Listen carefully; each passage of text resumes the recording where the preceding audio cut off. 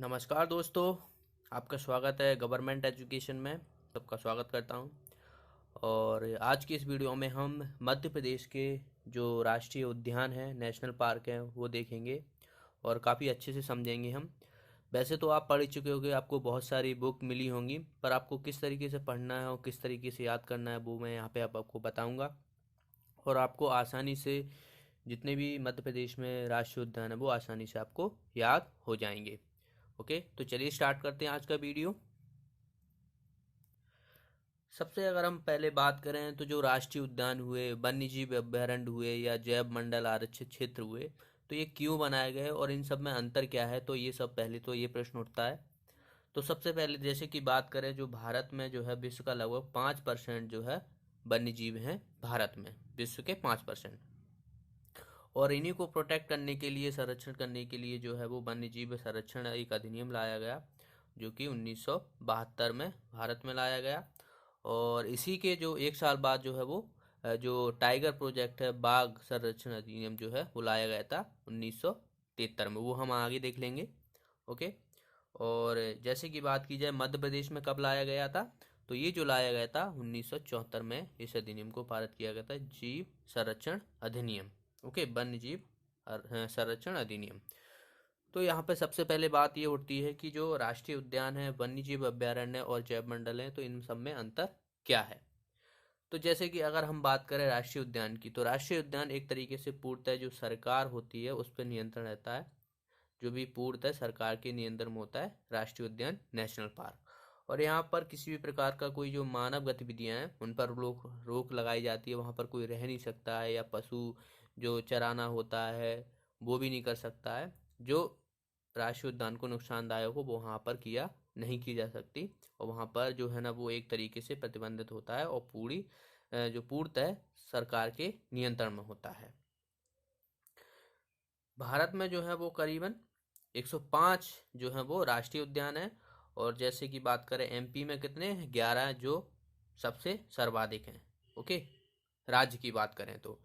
अब वन्यजीव अभ्यारण्य क्या होते हैं? वन्यजीव अभ्यारण्य होते हैं जो निजी कार्यों की अनुमति होती है। इसमें कुछ क्षेत्र होते हैं जहाँ पर निजी कार्य कर सकते हैं आप। और यह जो है ना, इसकी सीमा जो है ना वो निर्धारण स्पष्ट नहीं होती, ये कितने भी बड़े हो सकते हैं, तो ये भी आपको याद रखना है। और अगर मैं बात करूं तो जो वन्य जीव अभयारण्य होते हैं ना, उसका गठन किसी भी एक प्रजाति अथवा कुछ विशिष्ट प्रजातियों के संरक्षण के लिए किया जाता है। अर्थात मान लो कोई विशिष्ट प्रजाति है तो उस पर आधारित संरक्षण क्षेत्र होता है वन्य जीव अभयारण्य। ओके। और जैसे कि हम बात कर चुके हैं, सीमा जो है वो निर्धारण स्पष्ट नहीं होती है। भारत में जो है करीबन 532 जो है लगभग वन्यजीव अभयारण्य है। और एमपी में कितने हैं? 31। आगे बात करें जैव मंडल की, तो जैव मंडल एक इकोसिस्टम होता है। और इसके दायरे में जो है ना वो बहुत सारा जो एरिया रहता है जैव मंडल का वो आ जाता है, जैसे कि राष्ट्रीय उद्यान हुए, वन्य जीव अभयारण्य हुए। तो ये जो है ना सब इसके शामिल होते हैं। पूरा एक इकोसिस्टम है जैव मंडल का। और इसमें आपको राष्ट्रीय उद्यान मिल सकते हैं, वन्य जीव अभयारण्य भी होते हैं। तो ये जो है ना होते हैं और ये सरकारी नियंत्रण होता है इस पे। भारत में कितने हैं? 18 जो है वो जैव मंडल आरक्षित क्षेत्र हैं। और आगे बात करें तो राष्ट्रीय बाघ संरक्षण अधिनियम कब लाया गया था? ये लाया गया था 1973 में, जैसे कि हमने बताया। तो टाइगर जो है, बाघ जो है, उनको संरक्षण करने के लिए प्रोजेक्ट लाया गया था। आगे बात करें तो मध्य प्रदेश में जो है वो 7 टाइगर रिजर्व हैं। 7 नहीं है, यहाँ पर 6 जो है वो टाइगर रिजर्व हैं। और 2 खरमोर अभ्यारण्य है, 2 सोन चिड़िया अभ्यारण्य है, और 3 घड़ियाल, और तो 3 घड़ियाल जो हैं अभ्यारण्य है। तो ये भी आपको याद रखना है। आगे अगर हम बात करें तो मध्य प्रदेश को टाइगर स्टेट के नाम से जाना जाता है, क्योंकि मध्य प्रदेश में जो है वो टाइगर सबसे ज़्यादा पाए जाते हैं। अधिक संख्या जो है वो चीतल की पाई जाती है मध्य प्रदेश में। तो ये भी आप याद रखना। आगे अगर बात करें, पचमढ़ी देश का 10वां तथा मध्य प्रदेश का पहला बायोस्फीयर रिजर्व क्षेत्र है। बायोस्फीयर रिजर्व क्षेत्र है। देश का कौन सा है? 10वां, और मध्य प्रदेश का पहला। आगे बात करें तो विश्व में टाइगर प्रोजेक्ट के नाम जन्मदाता कौन है? गैनी मैनफोर्ड। तो जो टाइगर प्रोजेक्ट है बर्ड की बात करें तो वहाँ किसके जन्मदाता हैं, जो जन्मदाता हैं गैनी वेनफेल्ड। और भारत में बात करें तो कैलाश साखिल। तो कैलाश साखिल जो है भारत के टाइगर प्रोजेक्ट के जन्मदाता हैं। अब हम बात करते हैं जो 11 अभ्यारण्य वो नेशनल पार्क हैं वो कहाँ कहाँ पर हैं और किस तरीके से आपको याद करना है वो हम देखेंगे। तो हम जहाँ डायग्राम से देखेंगे, आप देख सकते हो यहाँ पर डायग्राम से। तो जैसे कि मैं यहाँ पर अगर मैं इसे बांटूँ तो देखो ये वाला क्षेत्र ये मैं बांट लेता हूँ इधर, और कुछ ये 3 पार्टों में मैं इसको बांटने वाला हूँ। तो इस तरीके से यहाँ पर जो पूर्वी क्षेत्र है यहाँ पर आपको ज़्यादातर अभ्यारण्य मिल जाएंगे, इधर थोड़े कम मिलेंगे साउथ वेस्ट साइड, और जो है वो नॉर्थ ये शिवपुरी साइड जहाँ पर एक ही है तो इधर भी कम मिलेंगे। तो यहाँ पर हम देखेंगे, सबसे पहले आप यहाँ से शुरुआत कीजिए नॉर्थ साइड से। तो नॉर्थ साइड से मैं यहाँ पे शुरुआत करता हूँ शिवपुरी में। शिवपुरी में कौन सा राष्ट्रीय उद्यान है? माधव राष्ट्रीय उद्यान है, जो सेकंड नंबर है। ओके, मतलब दूसरे नंबर का पुराना है। पहला नंबर का कौन है? Kanha Kisli national park. तो ये आप याद रखना, वो हम देख लेंगे। तो शिवपुरी की बात करें तो यहाँ पर ये दूसरे नंबर का है, और ये कब इस्टेब्लिश हुआ था? 1958 में। तो आप ये डेट भी याद रखिएगा। बाकी मैं आपको ये डेट जो है ना वो एक ट्रिक बताऊंगा, उसमें आपको जो क्रम वाइज है, जैसे सबसे पुराना फिर सबसे लास्ट वाला है, तो उस हिसाब से मैं आपको एक ट्रिक बता दूंगा, तो उससे आपको आसानी हो जाएगी याद करने में। बस ये थोड़ा आपको डेट जो है ना वो करने में थोड़ा आसान हो जाएगा, वो आप ट्रिक याद कर लोगे तो जैसे कि शिवपुरी में कौन सा है? माधव राष्ट्रीय उद्यान, जो दूसरे नंबर को कब 1958 में स्टेब्लिश हुआ था। और यहाँ पर एक भवन है, भवन से क्वेश्चन पूछ लिया जाता है कि माधव राष्ट्रीय उद्यान में कौन सा भवन है? George castle. तो जॉर्ज कैसल भवन है यहाँ पर। और यहाँ पर NH3 नेशनल हाईवे 3 जो आगरा मुंबई के लिए जाता है यहाँ से गुजरता है। और यहाँ पर जो है वो सांख्य सागर कृत्रिम झील भी है, तो ये भी आप याद रखना शिवपुरी में। देखो आप शिवपुरी में माधव, देखो माधव राव सिंधिया आपने देखा हुआ ग्वालियर से थे, तो ग्वालियर कहाँ पर? यहाँ पर कहीं पड़ता है। ओके, तो ग्वालियर जो है ना यहाँ पर पड़ता है, तो आसपास का क्षेत्र है यहाँ पर माधवराव सिंधिया। तो माधवराव सिंधिया के बाद यहाँ पर देखो शिवपुरी, तो शिवपुरी जो है ना वो इसके अंडर में आता था, माधवराव सिंधिया के अंदर में ही आता था। तो आप इस तरीके से याद कर सकते हो कि शिवपुरी जो है ग्वालियर शिवपुरी लगे लगे हुए हैं, तो वहाँ पर जो है माधवराव सिंधिया यानी माधव राष्ट्रीय उद्यान है। तो इस तरीके से आप याद कर सकते हो। आगे अगर हम बात करें पूर्वी साइड, तो देखो छतरपुर पन्ना में जो है वो पन्ना राष्ट्रीय उद्यान है। तो ये आपको आसानी होगी, देखो पन्ना में तो पन्ना राष्ट्रीय उद्यान से नाम है, पर ये 2 क्षेत्रों में छतरपुर भी है और पन्ना में, दोनों जगह फैला हुआ है। ये कब हुआ था स्टेब्लिश? ये हुआ था 1981 में। और इसे प्रोजेक्ट टाइगर में कब शामिल किया गया था? प्रोजेक्ट टाइगर में किया गया था 1994 में। ओके, 1994 में इसको पन्ना राष्ट्रीय उद्यान को प्रोजेक्ट टाइगर में शामिल किया गया था। और यहाँ पर जो है वो केन नदी है, केन नदी के दक्षिण में है पन्ना राष्ट्रीय उद्यान, तो यहाँ पे याद रखना। और ये जो पन्ना राष्ट्रीय उद्यान है प्रदेश का एकमात्र जो है वो रेप्टाइल पार्क है। यहाँ पर जो रेंगने वाले जीव हैं जैसे क्रोकोडाइल हुए, सांप हुए, तो यहाँ पर जो है वो रेप्टाइल पार्क है, जो प्रदेश का एकमात्र रेप्टाइल पार्क है पन्ना राष्ट्रीय उद्यान। और भारत के 18 जैव मंडल रिजर्व में से ये एक है, तो ये भी आप याद रखना। आगे बात करें हम तो शहडोल और सीधी, शहडोल और सीधी में दोनों क्या आता है? ये आता है संजय राष्ट्रीय उद्यान। तो इसका पुराना नाम क्या था? डुबरी। ओके, तो डुबरी जो है आप ये याद रखना, संजय का पुराना नाम है। और ये कब स्टेब्लिश होता है? 1981 में। और इसे प्रोजेक्ट टाइगर में जो शामिल किया गया था 2008 में शामिल किया गया था। और अधिकांश भाग जो है इसका छत्तीसगढ़ में है। तो ये आप याद रख सकते हो। क्वेश्चन ऐसा भी पूछा जा सकता है कि मध्य प्रदेश और छत्तीसगढ़ में जो लगा हुआ पार्क कौन सा है, नेशनल पार्क कौन सा है? तो जो संजय राष्ट्रीय उद्यान है, तो ये आप याद रखिएगा। आगे अगर बात करें हम उमरिया, उमरिया में कौन सा है? बांधवगढ़ राष्ट्रीय उद्यान, बांधवगढ़ राष्ट्रीय उद्यान। ओके, तो उमरिया में, और ये कब स्टेब्लिश हुआ? इसकी स्थापना हुई थी 1968 में, 1968 में। और इसको प्रोजेक्ट टाइगर में कब किया गया था? 1993 में। तो ये आप याद रखना। और जो उमरिया जो बांधवगढ़ राष्ट्रीय उद्यान है, जो 32 पहाड़ियों से ये घिरा हुआ है। तो क्वेश्चन ये भी पूछ लिया जाता है कि 32 पहाड़ियों से घिरा हुआ राष्ट्रीय उद्यान कौन सा है, वो है बांधवगढ़ राष्ट्रीय उद्यान। और यहाँ पर जो है शेरों की सर्वाधिक घनत्व है यहाँ पर, और यहाँ पर है जो है वो सफ़ेद शेर के लिए प्रसिद्ध है ये। आगे अगर बात करें डिंडोरी, डिंडोरी में कौन सा है, फोसिल राष्ट्रीय उद्यान। तो ये जो कब इस्टेब्लिश हुआ था, ये हुआ था 1968 में, 1968 में ये भी हुआ था। तो आप देख सकते हो ये बांधवगढ़ और फोसिल दोनों ही एक टाइम इस्टेब्लिश हुए थे।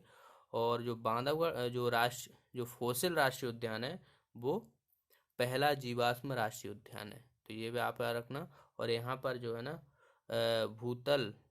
भूतल जीवाश्म रखे हुए हैं। और जीवाश्म प्रमुख स्थान कौन सा है, घुघुवा। तो जीवाश्म प्रमुख स्थान यहाँ पर है घुघुवा। तो ये डिंडोरी में है फोसिल राष्ट्रीय उद्यान। आगे बात करें मंडला और बालाघाट। मंडला और बालाघाट में कौन सा राष्ट्रीय उद्यान है, कान्हा-किसली नेशनल पार्क। ये मध्य प्रदेश का सबसे पुराना और सबसे बड़ा जो है वो राष्ट्रीय उद्यान है। तो ये आप याद रखिएगा। और इसका अगर हम बात करें तो ये अभ्यारण्य कब हुआ था, 1958 में बना था। और उसके बाद राष्ट्रीय उद्यान जो बन गया था वो 1955 में बना था। और प्रोजेक्ट अगर मैं इसको शामिल किया गया था 1974 में, जब यहाँ पर जो है मध्य प्रदेश में ये जो संरक्षण अधिनियम लगाया गया था। आगे बात करें तो यहाँ पर बारहसिंगा की एक प्रजाति पाई जाती है, ब्रेडरी प्रजाति पाई जाती है कान्हा-किसली नेशनल पार्क में। और यहाँ पर हालो घाटी तथा बंजर घाटी है।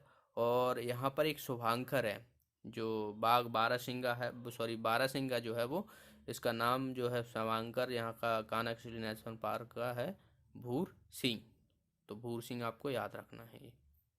आगे बात करें तो यहाँ पर सिवनी और छिंदवाड़ा में कौन सा है दोनों में पेंच राष्ट्रीय उद्यान। पेंच राष्ट्रीय उद्यान को और किस नाम से जाना जाता है, इंदिरा गांधी प्रदर्शनी पार्क। ओके, इंदिरा गांधी प्रदर्शनी पार्क के नाम से जाना जाता है। और ये राष्ट्रीय उद्यान कब बना था, 1975 में। और इसमें से जो है ना वो NH नेशनल हाईवे 7 नंबर जो है यहाँ से गुजरता है। और इसको प्रोजेक्ट टाइगर में कब शामिल किया गया था, 1980 में। इधर देखा जाए तो पूर्वी निमाड़ यानी खंडवा में कौन सा है, ओमकारेश्वर है, जो 2004 में इसको अस्तित्व में आया था। और इसके बाद जो थार, इसके बगल से थार। तो ये जो है डायनासोर जीवाश्म राष्ट्रीय उद्यान है जो 2010 में अस्तित्व में आया।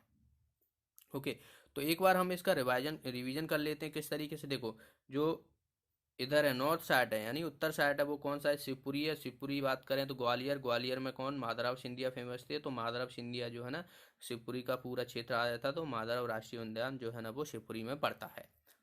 ओके, और पन्ना छतरपुर इधर आ जाते हैं थोड़ा पूर्वी साइड। तो यहाँ पर जो पन्ना में है तो पन्ना राष्ट्रीय उद्यान है। आगे बात की जाए तो शहडोल सिद्धि में कौन सा है, संजय को नाम डुबरी दिया गया है। और उमरिया में कौन सा है, बांधवगढ़ राष्ट्रीय उद्यान। और डिंडोरी में है फोसिल राष्ट्रीय उद्यान। और मंडला और बालाघाट में कान्हा-किसली नेशनल पार्क। और सिवनी और छिंदवाड़ा में पेंच राष्ट्रीय उद्यान। और होशंगाबाद में ये रह गया होशंगाबाद। अब देखिए होशंगाबाद में जो है ना वो सतपुड़ा, देखो होशंगाबाद कहाँ पर, जो सतपुड़ा श्रेणी है तो वहाँ पर ये बसा हुआ है। तो वहाँ पर जो है ना ये सतपुड़ा राष्ट्रीय उद्यान है। और इसका एस्टेब्लिश कब हुआ था, 1983 में। और इसको प्रोजेक्ट टाइगर में कब लाया गया था, 1999 से 2000 के बीच में। ओके, और भोपाल में एक है वन विहार। ओके, तो वन विहार राष्ट्रीय उद्यान है। और ये जो एकमात्र प्रदेश का राष्ट्रीय उद्यान है जिसको ISO सर्टिफिकेट मिला है, प्रमाण पत्र मिला है।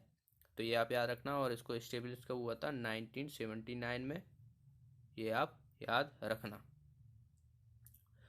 और जैसे कि बात की जाए थार में इधर है। ओके, तो यहाँ पे देखोगे आप, इधर से चलोगे आप तो माधव पन्ना संजय, बांधव, फोसिल, कान्हा-किसली, पेंच, ओंकारेश्वर, डायनासोर। और होशंगाबाद में सतपुड़ा। और बीच में वन विहार। ओके, तो इस तरीके से आपको ये याद रखना है। और अब मैं आपको इसको ट्रिक बता देता हूँ कि क्रम वाइज, देखो डेट वाइज जो इस्टेब्लिश कब हुए हैं उस हिसाब से। सबसे पहले इस्टेब्लिश कौन सा हुआ है, कान्हा-किसली नेशनल पार्क। ओके, तो मैं आपको यहाँ पर इस तरीके से एक ट्रिक बनाई है मैंने, आई होप आपको आसानी रहेगी याद करने में। तो कान्हा और माधव ने फॉसिल को बांधकर पेंच से बने संजय के द्वारा पन्ना सतपुड़ा के रास्ते ओमकारेश्वर में डायनासोर को खिलाया। एक बार और रिवीजन करते हैं। कान्हा और माधव ने फॉसिल को बांधकर पेंच से बने संजय के द्वारा पन्ना सतपुड़ा के रास्ते ओमकारेश्वर में डायनासोर को खिलाया। तो ये आप डेली सुबह और शाम जो है ना एक एक बार रिवीजन कर लेना और आपको आसानी से याद हो जाएगी। देखो सबसे पहले जो है ना वो कान्हा क्रिस्टी नेशनल पार्क है, वो एस्टेब्लिश हुआ था, उसके बाद माधव, उसके बाद फॉसिल, उसके बाद बांधवगढ़, उसके बाद पेच, उसके बाद वन विहार, और उसके बाद संजय, और उसके बाद पन्ना, और उसके बाद सतपुड़ा, और ओमकारेश्वर आया था, और उसके बाद फिर डायनासोर आया था। तो ये आपको याद करने में आसानी होगी। कान्हा और माधव ने फॉसिल को बांधकर पेंच से बने संजय के द्वारा पन्ना सतपुड़ा के राज से ओमकारेश्वर में डायनासोर को खिलाया। ओके, तो इस तरीके से आपको ये याद करने में आसानी रहेगी। ऐसे कहा जाए तो करीबन 31 जो है वो मध्य प्रदेश के प्रमुख अभ्यारण्य हैं, पर उसमें जो खासकर इम्पोर्टेंट है 8 से 10 जो महत्वपूर्ण हैं उनको हम देखेंगे। तो चलिए स्टार्ट करते हैं। मेरे से पहले हम बात करते हैं जो अभ्यारण्य है, यानी वाइल्ड लाइफ प्रोटेक्शन एक्ट कब आया था। ये आता है 1972 में, धारा 18 के अनुसार। ओके, तो ये आपको याद रखना है, सीधा डायरेक्ट आपसे क्वेश्चन पूछा जा सकता है। और यहाँ पर अब मध्य प्रदेश की बात हो रही है, तो सबसे पहले बात करें तो विश्व का पहला ये जो गौ अभ्यारण्य है वो कहाँ पर है, आगरा, आगर मालवा में। ओके, तो ये आपको याद रखना है। अगर मध्य प्रदेश का सबसे बड़ा अभ्यारण्य की बात करें तो वो कौन सा है, नौरादेई, जो कि सागर में। इसके आगे डिटेल देखेंगे। यहाँ पर जो है हमने सबसे बड़ा देखा है, सबसे छोटा कौन सा है, रालामंडल अभ्यारण्य, जो कि इंदौर में है। और भारत की प्रथम वाइल्ड लाइफ सेंचुरी मीठानामा, मीठानामा वाइल्ड लाइफ सेंचुरी, ये कहाँ पर है, सिक्किम में है, भारत की प्रथम। ओके, तो ये आप याद रखना हमेशा के लिए कि मीठानामा जो वाइल्ड लाइफ सेंचुरी है वो सिक्किम में है, वो भारत की प्रथम वाइल्ड लाइफ सेंचुरी है, जो कि 1887 में स्थापित की गई थी। और जैसे कि हम बोल चुके हैं कि जो गोवा अभ्यारण्य है जो आगर मालवा में है, वहाँ पर जो विश्व का पहला गौ अभ्यारण्य है जो कि मध्य प्रदेश में है। अभ्यारण्यों की दृष्टि से प्रदेश देश का प्रथम स्थान है। तो अभ्यारण्य में भी जो है मध्य प्रदेश आगे है सबसे, और राष्ट्रीय उद्यान में भी आगे है। तो ये दोनों ही पॉइंट आपको याद रखना है। अब हम बात करते हैं यहाँ के प्रमुख जो अभ्यारण्य है मध्य प्रदेश के, उनके बारे में देख लेते हैं। तो पहला जो है वो घाटी गांव अभ्यारण्य है। घाटी गांव अभ्यारण्य जो है वो कहाँ पर है, ग्वालियर में है, और ये कब स्टेब्लिश हुआ था, 1981 में। ओके, तो ये आप याद रखना। और ये किस लिए फेमस है, चिंकारा, चिंकारा के लिए ये फेमस है। और यहाँ पर जो है सोन चिड़िया संरक्षण हेतु इसकी जो है स्थापना की गई है, घाटी गांव अभ्यारण्य की। और इसको ग्रेट इंडियन वस्टर्ड सेंचुरी के नाम से भी जाना जाता है, ग्रेट इंडियन वस्टर्ड सेंचुरी के नाम से।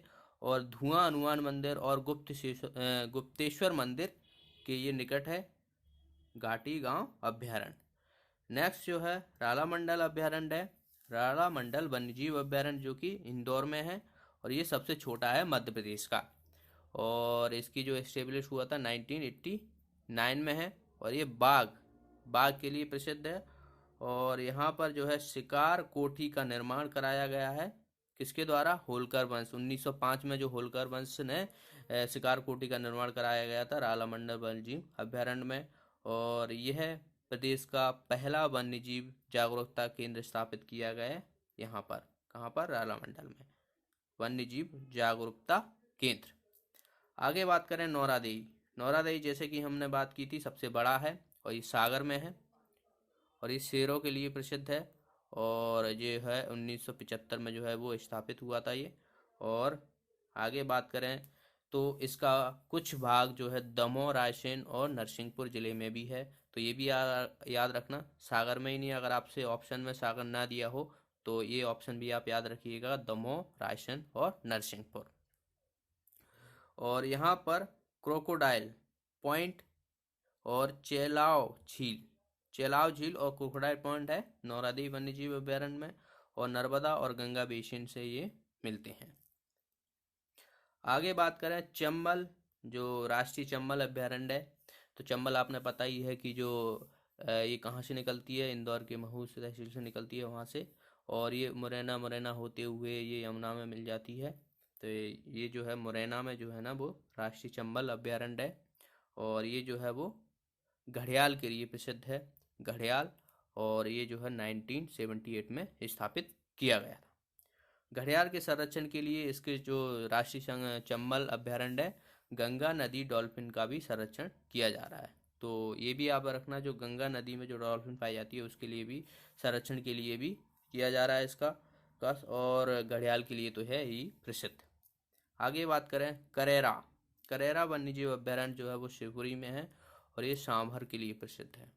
ओके, सांभर के लिए प्रसिद्ध है, और इसकी स्थापना 1981 में हुई थी, और मुख्य रूप से विलुप्त प्राय ग्रेट इंडियन बस्टर्ड यानी सोन चिड़िया को संरक्षण करने के लिए ये प्रदान किया गया है, करेरा वन्यजीव अभ्यारण्य। आगे बात करें तो सोन चिड़ैया को गोडावन भी कहा जाता है, तो सोन चिड़ैया को क्या बोला जाता है, गोडावन भी कहा जाता है, और यहाँ पर वी हरिया लेक स्थित है, वी हरिया लेक। आगे बात करें तो नरसिंहगढ़ अभ्यारण्य, नरसिंहगढ़, देखो नरसिंहगढ़ से आप याद रखिए राजगढ़, नरसिंहगढ़ राजगढ़, तो राजगढ़ में जो नरसिंहगढ़ तहसील है वहाँ पर जो है ये है। और बात की जाए तो तेंदुआ के लिए ये प्रसिद्ध है, और अभ्यारण्य की पहाड़ी पर यहाँ पर क्या है, वॉच टावर बना हुआ है, वॉच टावर यहाँ पर बना हुआ है, और इसे मोरों का स्वर्ण यानी हेवन ऑफ पिकॉक कहा जाता है, यानी मोर जो होती है उसका स्वर्ग कहा जाता है, हेवन ऑफ पिकॉक, नरसिंहगढ़ अभ्यारण्य को। नेक्स्ट जो है बोरी वन्यजीव अभ्यारण्य, जो होशंगाबाद जिले के सतपुड़ा के घने जंगल हैं वहाँ पर स्थित है ये बोरी वन्यजीव अभ्यारण्य, और जो शेर के लिए प्रसिद्ध है, शेर के लिए, और 1978 में जो है ये इस्टेब्लिश किया था। और अगर बात करें तो 1865 में ही वन्यजीव अभ्यारण्य का दर्जा मिला था, लेकिन स्वतंत्र भारत में इसे कितने 1978 में स्थापित किया गया था।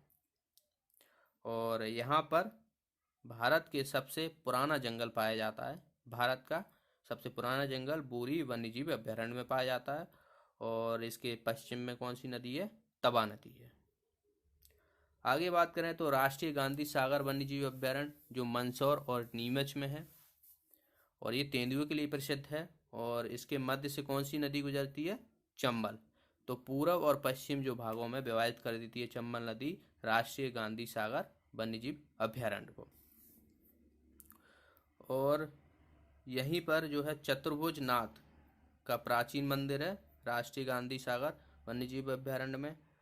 आगे बात करें तो कूनो पालपुर अभ्यारण्य जो शिवपुरी में है, और ये 1881 में जो है स्टेब्लिश हुआ था। शेर यहाँ पर पाए जाते हैं। तो आपको जो मैं बता रहा हूँ, जैसे शेर यहाँ पर तेंदुआ, ये भी काफ़ी इंपॉर्टेंट है, आप याद रखिए, क्योंकि सीधा क्वेश्चन आपसे ऐसा पूछा जा सकता है कि कूनो पालपुर अभ्यारण्य किसके लिए प्रसिद्ध है, कौन से जानवर के लिए प्रसिद्ध है, तो शेर के लिए। तो सबसे ज़्यादा जो है शेर जो है पाया जाता है पालपुर अभ्यारण्य में। आगे बात करें तो गुजरात के गिर, यहाँ पर गुजरात जो होना नहीं है, गुजरात के गिर में पाए जाने वाले एशिया शेरों को कूनो पालनपुर में स्थानांतरण किए जाने की योजना लेकर चर्चा की जा रही है। तो जो एशियाई शेर हैं, गुजरात का एक गिर है वहाँ से जो है ना इसमें स्थानांतरित करना चाहते हैं, और कूनो नदी के नाम पर इसका नाम पड़ा है। और यहाँ पर जो है ना कौन सी जनजाति, सहरिया जनजाति जो है ना निवास करती है कूनो पालनपुर अभ्यारण्य में, और इसे जो है वो नेशनल पार्क बनाने की जो है ना प्रक्रिया जारी है। तो अगर इसे नेशनल पार्क बना दिया जाता है तो वैसे मध्य प्रदेश में कितने 11, अगर इसके बाद ये बन जाएगा तो 12 हो जाएंगे। आगे बात करें तो रातापानी वन्यजीव अभ्यारण्य जो रायसेन और सीहोर में है, और 1976 में जो है ना इसे स्टेब्लिश किया गया था, और ये शेर के लिए प्रसिद्ध है। ओके,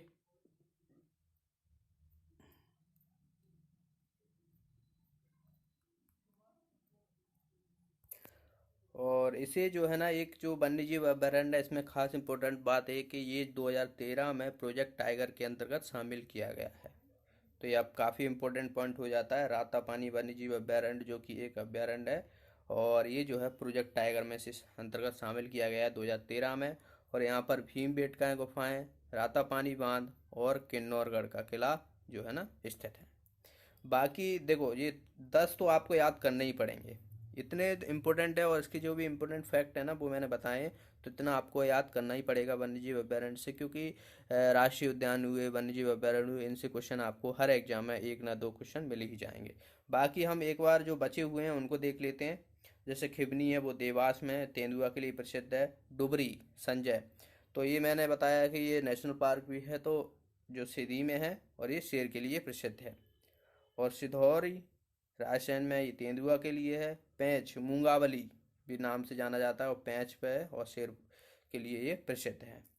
कैन घड़ियाल, कैन घड़ियाल, तो यहाँ पर देखो घड़ियाल से याद आया, तो घड़ियाल के लिए यहाँ पर सबसे ज़्यादा जो प्रजाति घड़ियाल की पाई जाती है, कैन जो है, और ये छतरपुर पन्ना में है। और सोन, ये भी घड़ियाल के लिए प्रसिद्ध है। सीधी, शहडोल, सतना और सिंगरौली में ये पाया जाता है। बगदरा, बगदरा जो है वो सीधी में है, और ये तेंदुआ के लिए प्रसिद्ध है, सबसे ज़्यादा तेंदुआ पाया जाता है। और फेन जो मंडला में है, और यहाँ पर भी तेंदुआ पाए जाते हैं। पनफटा उमरिया में है, शेर के लिए प्रसिद्ध है। सरदारपुर खरमौर जो धार में है, और ये चिड़िया के लिए है। और शैलाना, ये भी खरमौर राला मंडल में है, और जो कि ये भी चिड़िया के लिए प्रसिद्ध है। गंगऊ पन्ना में है, तेंदुआ के लिए प्रसिद्ध है। ओरछा टीकमगढ़ में पड़ता है, तो ओरछा जो वन्यजीव अभयारण्य है वो टीकमगढ़ में है, और तेंदुआ के लिए प्रसिद्ध है। वीरांगना बात की जाए तो दुर्गावती जो वन्यजीव अभयारण्य है वो दमोह में है, और सामर के लिए प्रसिद्ध है। और काली भीत, ये प्रस्तावित है, अभी बना नहीं है, इसको प्रस्तावित करने इन 3 जो है ना वो प्रस्तावित किए जा रहे हैं, बैतूल, खंडवा, और खंडवा में काली भीति, सुरमीनिया और मंथाना, तो ये जो है ना प्रस्तावित हैं, अभी ये बने नहीं हैं। कट्टीवाड़ा अलीराजपुर, अलीराजपुरम में। और मयूर अभयारण्य जो है वो झाविया में, तो जो मयूर, जो मोर हैं वहाँ पे पाया जाता है, तो ये काफ़ी इंपॉर्टेंट है, इसे आप याद कर लेना है, जो मयूर अभयारण्य जो झाबुआ में है। और कामधेनु अभयारण्य जो कि विश्व का एक बात की जाए, हमने शुरू में ही देखा था, अभयारण्य है जो कि आगर मालवा में। तो ये इम्पोर्टेंट थे जो वन्यजीव अभयारण्य की बात की रही, हमने मध्य प्रदेश के देखे थे, और इसमें जो इम्पोर्टेंट रहे थे वो हमने देखे। आपको वीडियो पसंद आया तो इसे लाइक और शेयर ज़रूर कीजिएगा। और जो लोग हमारा चैनल पहली बार देख रहे हैं वो हमारे चैनल को सब्सक्राइब कर लें, कुछ इस तरह का रेड बटन दिया है, और एक बेल आइकन बन के आएगा, उस पर भी क्लिक कर लें, जिससे कि जब भी मैं वीडियो अपलोड करूं तो आपको एक नोटिफिकेशन मिले, और आप इस वीडियो का लाभ उठा सकें, और परीक्षा में आप अच्छा परफॉर्मेंस कर सकें। तब तक के लिए थैंक यू, धन्यवाद।